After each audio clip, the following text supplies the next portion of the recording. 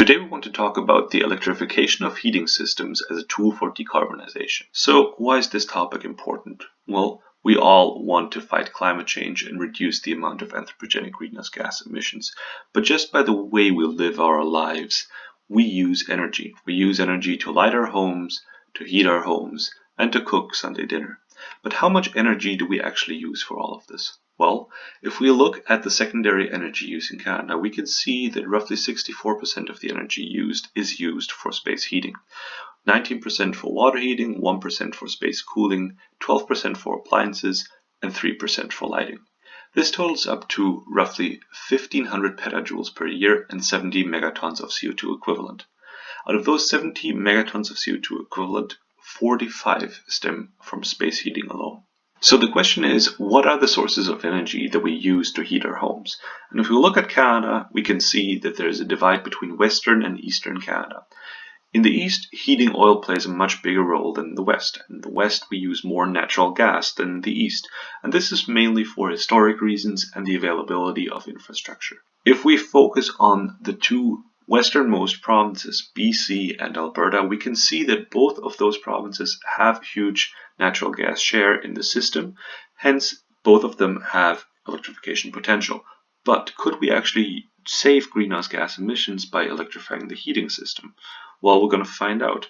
But what we can say at the moment is that electrifying the natural gas share would increase the electricity demand. But by how much? Well, if we look at BC, we can see that the current electricity demand is roughly 62 terawatt hours per year, out of which 10 are currently being used for electric heating.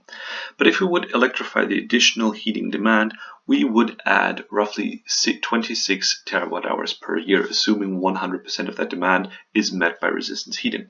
In Alberta, the picture looks pretty much similar, but we have a demand of 60 terawatt hours, out of which 3 are used for electric heating, and we would add 51 terawatt hours per year if the additional heating demand would be met by resistance heating. So now we know that we have an increased demand, but we do not really know when the additional demand occurs.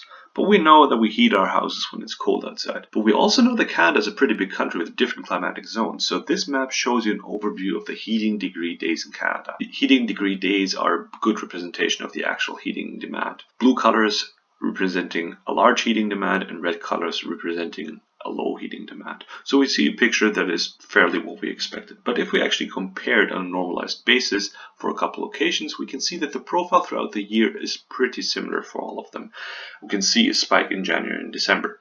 Well, now we know that the heating demand varies throughout the year, but it also varies throughout the day. Let's have a look at the average household here in Victoria. This is the electricity demand for an average weekday in 2016, and it shows two peaks in the morning and the evening when people are actually home. But how would that look like if we add electrified heating systems onto that? Well, we would increase the peaks. So we can say electrification of heating systems increases the demand for energy, capacity, and flexibility. And the question becomes, how can the additional demand actually be satisfied? Well, we can use three different things. We can use our current system, we can build new capacity, and we can increase imports. All three have one thing in common though.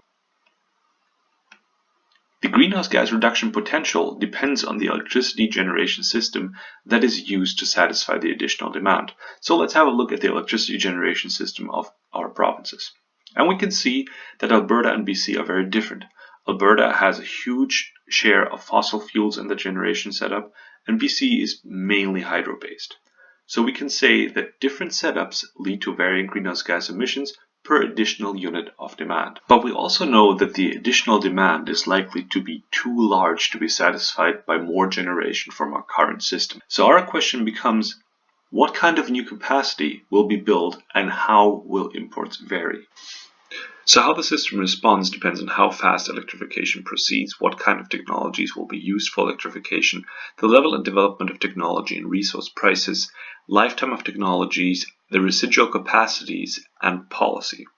So we can see this is not an easy question to answer, but energy systems modeling can help to provide answers, and that is exactly what we do at the 2060 Research Group at the University of Victoria. If you want more information like this, please visit our website. Thank you.